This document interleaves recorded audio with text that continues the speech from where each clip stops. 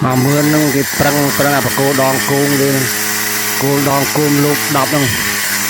bằng khó hay đừng là những giọt đạm mấy cái đòn cung đặt lương mấy cái để ăn vô lên nhưng mà mưa prăng khơi banประมาณnày không phảiประมาณที่mưa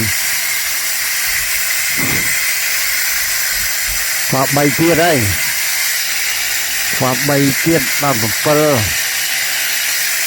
đập